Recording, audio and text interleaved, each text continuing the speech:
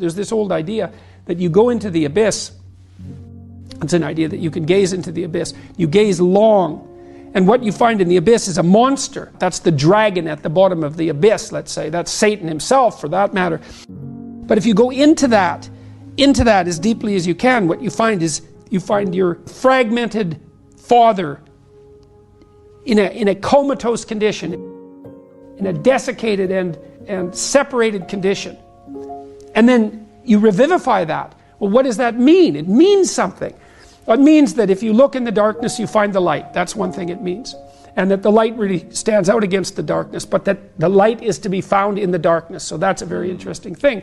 It's a quest narrative. But it means more than that.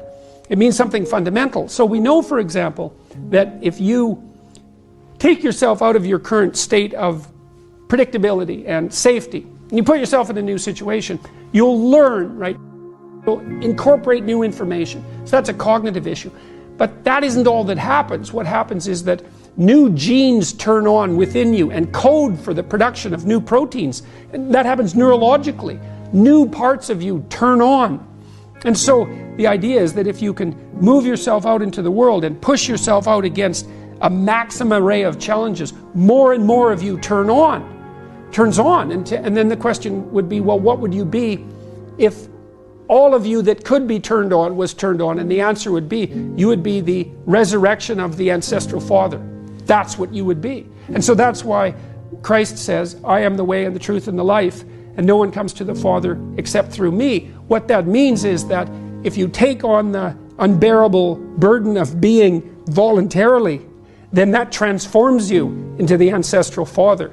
And that's true.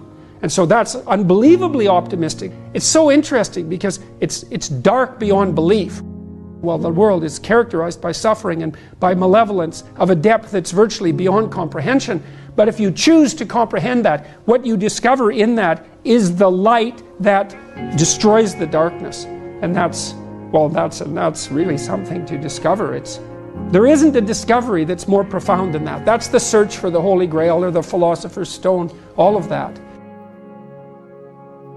If you actually want something, you can have it.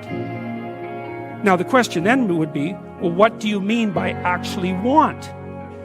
And the answer is that you reorient your life in every possible way to make the probability that that will occur as certain as possible. And that's a sacrificial idea, right? It's like, you don't get everything. Obviously. But maybe you can have what you need. And maybe all you have to do to get it is ask. But the asking isn't a whim or today's wish. It's like, you have to be deadly serious about it. You have to think, okay, like I'm taking stock of myself. And if I was going to live properly in the world and I was going to set myself up such that being would justify itself in my estimation, and I don't mean as a harsh judge, exactly what is it that I would aim at? You could try this. This is a form of prayer, knocking. Sit on your bed one day and ask yourself, what remarkably stupid things am I doing on a regular basis to absolutely screw up my life? And if you actually ask that question, but you have to want to know the answer, right? Because that's actually what asking the question means. It doesn't mean just mouthing the words. It means you have to decide that you want to know. You'll figure that's out so fast it'll make your hair curl. You're perfectly capable of thinking. God only knows how. You're perfectly capable of immense feats of imagination and dream and fantasy. God only knows how you do all of that. What would happen if you consulted yourself about the best possible outcome for you? You might get an answer. In order for us to set things right, we have to understand that we have to take on that burden of ultimate responsibility. Not only as if it's ours, which it is, but as if there isn't anything better that we could do. And you have an ethical obligation to lift the heaviest load you can possibly conceive of. And that's the primary call to adventure in life. You need a meaning in your life to forestall the suffering and to make you strong enough to resist malevolence. Where's the meaning to be found? Rights, impulsive pleasure, and happiness? No. Responsibility? Oh, who would have guessed that? It's not part of the narrative. what makes life worth living is to pick up, take its catastrophe and embrace it and carry it, and to realize through that process who you are. When I talk to audiences about the relationship between responsibility and meaning, they inevitably go dead silent. There's not a rustle, there's not a cough. It's like, is that the secret? Is that the secret? Is that it's the voluntary adoption of responsibility? It's like, well, that's the central message of the West. It's like to pick up your cross and bear it, you know, and everyone's been told that, but they don't know what it means because it's not been articulated enough so that it becomes something that's practical. It's like, yes, look at the terrible responsibilities you have right in front of you.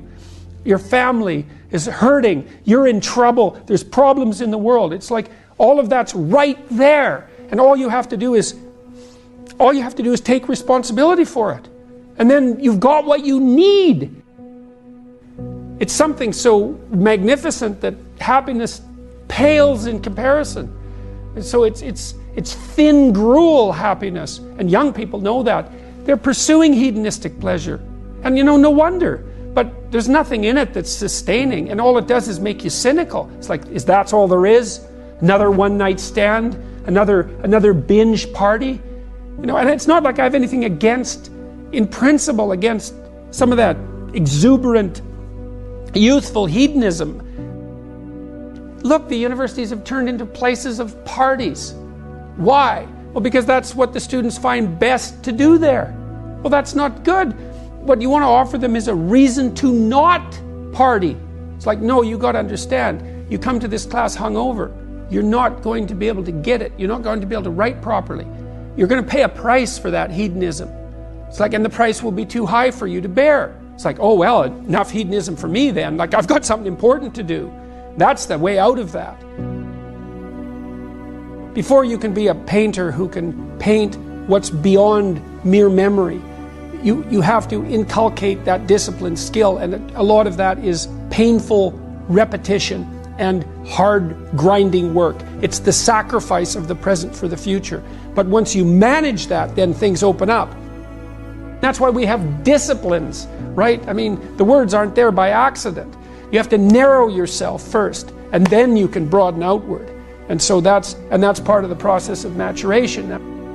That's part of the sacrifice of childhood. Say, in childhood you're nothing but potential, but it's not realized and you don't know how to realize it. And so then the question is, well, how do you get to a point where you realize the potential? And the answer is, you sacrifice almost all of it to a single direction. And so that's the thing about growing up, is that when you're a teenager and a young adult, you have to sacrifice everything you could have been as a child to be the one thing that you're aiming at. But then that opens up. Everyone in their right mind knows that there's a million ways of doing things wrong, and one way, if you're lucky, to do things right. And so the notion that it's a very, very narrow pathway that you tread upon if you're doing things right, that's wisdom. That's the line between chaos and order that you're supposed to be on constantly, right? It's a very, very thin line, because if you're a little bit too far in one direction, then it's too much chaos, and if you're a little too far in the other direction, then it's too much order. And both of those aren't good. The balance has to be exactly right. And you can feel that, and I truly believe you can feel that, and I think it's your deepest instinct. It's your deepest instinct, and I mean that biologically. I don't mean that metaphorically. I think that your psyche is arranged to exist in a cosmos that's composed of chaos and order. I think that's why you have the hemispheric structure that you have. And then when you feel as if you're meaningfully engaged in the world, when the terror of your mortality strips away and you're engaged and it's timeless, that's the deepest instinct you have telling you that you're in the right place at the right time. And then what you do is practice being there. Practice being there. And that's that narrow spot that's so difficult to find. You wander around it. Maybe if you're lucky, you can watch. This is an experiment. Watch yourself for 2 weeks. Like you don't know who you are, because you don't. So watch yourself for 2 weeks and notice there's going to be times when things are proper. They're arrayed properly for you. It's not easy to notice, because when they're arrayed like that, you're so engaged, you don't exactly notice, you know. But you'll see, oh, I'm in the right place. It's like, okay, how'd I get here? What am I doing right? you know, how is it that this could happen more often? I'd like this to happen more often. How would I have to conduct myself in order for that to happen more often? And then you practice that, and then maybe instead of 10 minutes a month or 10 minutes a week, it's like 15 minutes a day, and then it's half an hour a day, and then it's an hour a day, and then it's 4 hours a day. And maybe if you're extraordinarily careful, then you get to a point where you're like that a good proportion of the time.